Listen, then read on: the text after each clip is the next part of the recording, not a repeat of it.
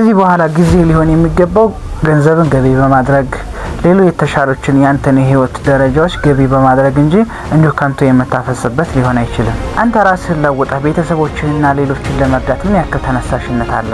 እኔ ለምልህ ነገር አንተ ህይወት ላይ ምን ይቀይራል ብለህ ታስባለህ? እያንዳንዱ ህይወት ፈተና አለው። እያንዳንዱ ህይወት ደግሞ ደስታ አለው።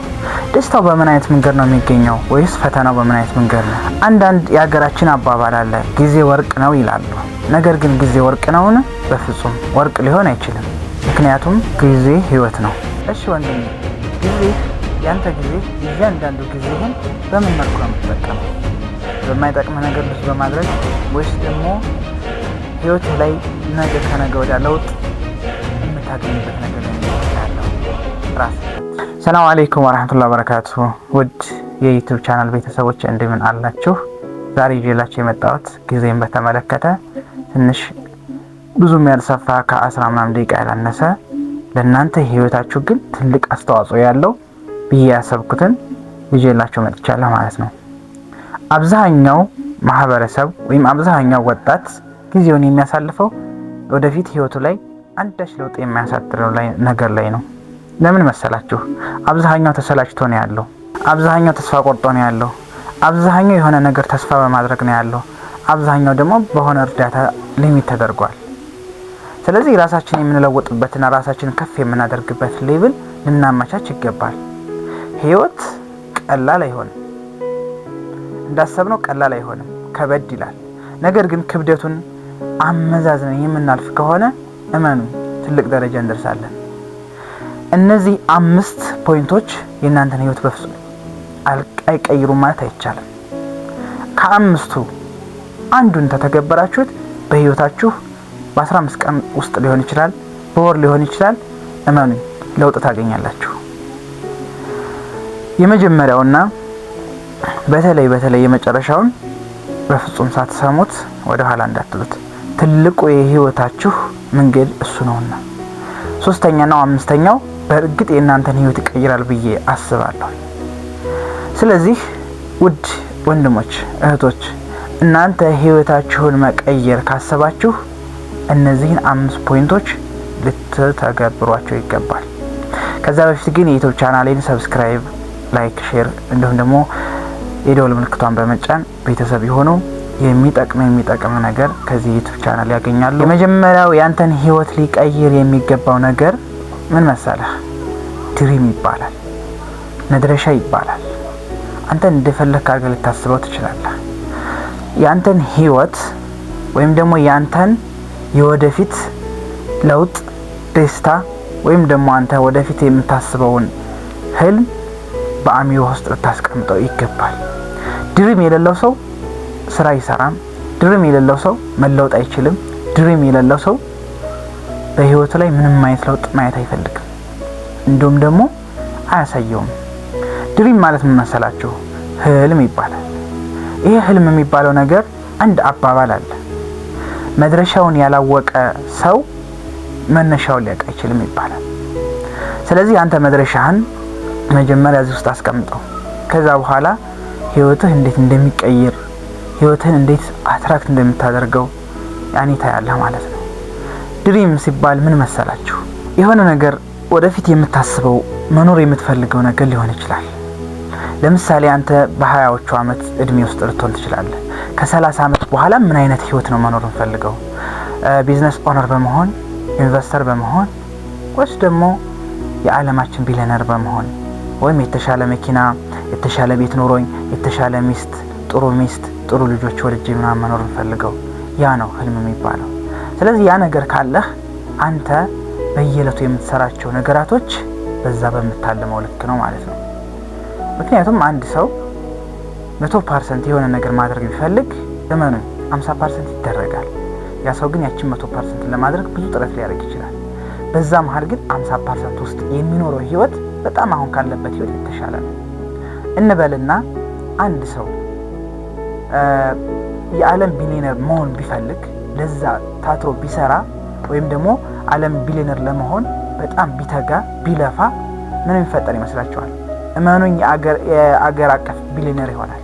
ለምን መሰላችሁ? እሱ የድሪሙ ከፍ አድርጎ ነው። አብዛኛው ጊዜ ድሪማችንን ከፍ አድርገን በምንጠቅስበት ወይም ደግሞ በምናስብበት ሰዓት ህልማችንን ከፍ አድርገን በምናስብበት ሰዓት ትንንሾቹን እንገላለን። አንተ አገር አቀፍ ቢሊየነር ሆንክ ማለት አስበው ምን አይነት ህይወት ትኖራለህ? የተሻለ ኢትዮጵያ ላይ የተሻለ ሰው የሚኖረውን ህይወት ትኖራለህ ማለት ነው። ስለዚህ ህልም አስፈላጊ ነው። ህይወታችን ለውጥ ሊኖረው ይገባል። ወይም ደግሞ ጊዜያችንን በአግባቡ ልንጠቀም ይሄ ወሳኝ ነው ማለት ነው። ስለዚህ ጊዜን በአግባቡ ልንጠቀም ዘንድ ድሪም ሊኖረው ይገባል። በመቀጠል ለዛ ነገር መነሳሳት፣ ብዙ ነገራቶችን መተው። ሱስ ሊሆን ይችላል፣ የማይጠቅም ጓደኛ ሊሆን ይችላል፣ ሌላም ለህይወታችን አይጠቅሙም ብለን ያሰብናቸውን ነገር እነዛን ነገራቶች መተው አስፈላጊ ነው። ለምን መሰላችሁ?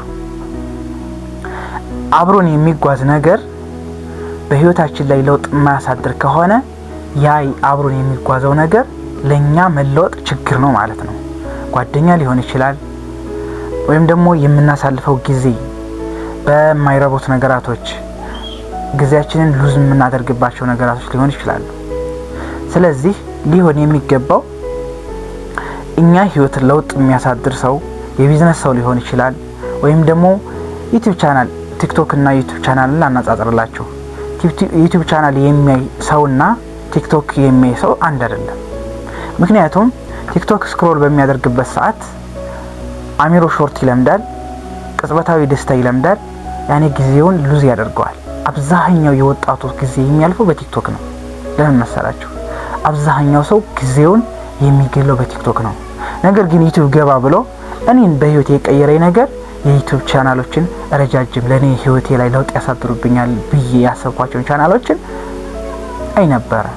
ያም ደግሞ በህይወቴ የተሻለ ህይወት እንዲኖርም መንገድ አሳይቶኛል፣ ወይም ደግሞ አሁን ለደረስኩበት መንስኤ ሰበብ ነው ማለት ነው። ስለዚህ ጊዜያችንን በአግባቡ ልንጠቀም ዘንድ ብዙ ነገራቶችን መተው አስፈላጊ ነው። የመጀመሪያው ድሪም ሊኖረን ይገባል። ሁለተኛው ፖይንት ምንድነው? መተው ያለብን ነገር መተው። ከቲንግ ይባላል። ጓደኛ ሊሆን ይችላል እና ጊዜ ላጥፋ የሚል ጓደኛ ሊሆን ይችላል። ለዛ ለጓደኛ አይ እንደዚህ ብንሰራ እኮ የተሻለ ነው ብለህ ልትመክረው ትችላለህ። ጊዜያችንን በዚህ ከምናሳልፍ ይልቅ ነገር ግን የተሻለ ነገር ብንሰራ፣ ለህይወታችን ለውጥ ብናደርግ፣ እንደዚህ አይነት ነገራቶችን ልፋት ብናደርግ እኮ ትልቅ ደረጃ እንደርሳለን ብላችሁ ታስቡ ትችላላችሁ። እመኑኝ፣ ሶስተኛውን ካደረጋችሁ ህይወታችሁ ጥሩ ስቴፕ ላይ ነው። ድሪም ካላችሁ ለእናንተ የማይጠቅማችሁን ነገራቶች ከተዋችሁ፣ ሶስተኛው ደግሞ ለዛ ነገር ጥረት ማድረግ ነው። ተስፋ ለመቁረጥ ነው። የሆነ ነገር ቅጽበታዊ ለውጥ አለመፈለግ ነው። የሆነ ንግድ ገብተህ በጊዜ በቶሎ መክበር አለብኝ፣ ቶሎ እኮ እንደዚህ ማግኘት አለብኝ ብለህ ልታሰብ ትችላለህ። እንደዛም ሆነ የለበትም። እንደዛም ሊሆን አይችልም ፈጽሞ። ምክንያቱም ቶሎ መለወጥ የለም፣ ቶሎ መክበር የለም። ብዙ ፈተናዎችን ልታሳልፍ ትችላለህ። የኪሳራ ፈተና፣ የተለያዩ አንተን ተስፋ ሊያስቆርጡ የሚችሉ ነገራቶችን ልታገኝ ትችላለህ። ስለዚህ አንተ ማድረግ ያለብህ ምንድነው? በህይወትህ ጥረት ማድረግ፣ ከጥረት ደግሞ ወደ ኋላ ለመመለስ። ስለዚህ ውድና የተከበራችሁ እህትና ወንድሞች ምን ያስፈልጋል ማለት ነው? ጥረት ማድረግ፣ ተስፋ ለመቁረጥ ያስፈልጋል ማለት ነው። ይህን ካደረግ ህይወታችን የተሻለ ለውጥ ጊዜን በአግባቡ እየተጠቀም ለውጥ እያገኘን እንመጣለን ማለት ነው። አራተኛውና የህይወታችን መለወጥ ወይም የጊዜያችን አግባቡ በመጠቀም መንስኤ ስፖርት መስራት ሊሆን ይችላል፣ ራሳችንን ማነቃቃት ሊሆን ይችላል፣ ረጅም ሰዓት አለመተኛት ሊሆን ይችላል፣ በህይወታችን ላይ የሆነን ነገር መፈለግ ሊሆን ይችላል፣ ከባድ ነገራቶችን መወሰን፣ ከባድ ነገራቶችን መስራት ሊሆን ይችላል። ለምን መሰላችሁ? እነዚህ ነገራቶችን ስናደርግ በህይወታችን ላይ የተወሰነ ለውጥ እናገኛለን ማለት ነው። እንቅልፍ ማብዛት በጣም ከባድ ነው። እንቅልፍ ማብዛት አንደኛ አእምሯችን ስንፍናን ይለምዳል። ሰርቶ መለወጥ ያለ አይመስለውም በፍጹም። ስለዚህ እንቅልፍ መተኛት ያለብን ሰዓት ብቻ መተኛት፣ ስፖርት መስራት ደግሞ በጣም በራሳችን ህይወታችንን ይቀይረናል ማለት ነው። ይሄ በራሴ ህይወት ላይ ያየሁት ነገር ነው።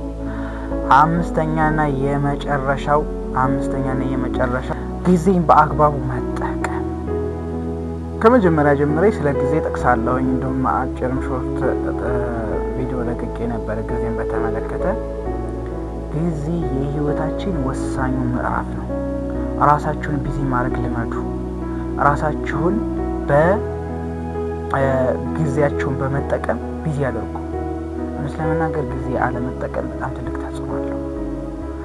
ጊዜህን ዝም ብለህ በቲክቶክ የምታሳልፍ ከሆነ፣ ጊዜህን ዝም ብለህ ተኝተህ የምታሳልፍ ከሆነ፣ ጊዜህን ተስፋ በመቁረጥ የምታሳልፍ ከሆነ፣ ጊዜህን ድንጋይ በማለስለስ የምታሳልፍ ከሆነ ህይወትህ ሊለወጥ አይችልም።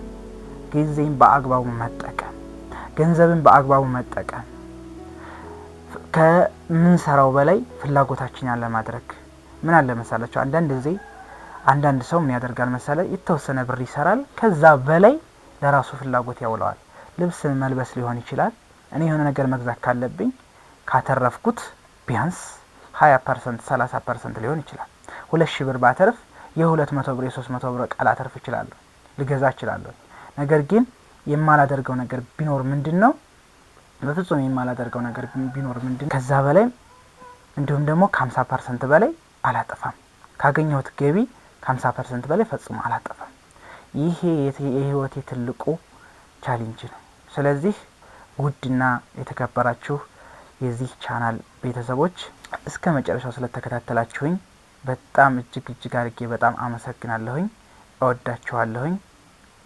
ወሰላሙ አለይኩም ወራህመቱላሂ ወበረካቱሁ። አደራ ሰብስክራይብ፣ ላይክ እንዲሁም ደግሞ በዚህ ሀሳብ ተስማማላችሁ የሚለውን ኮሜንት አስቀምጡልኝ። አመሰግናለሁ።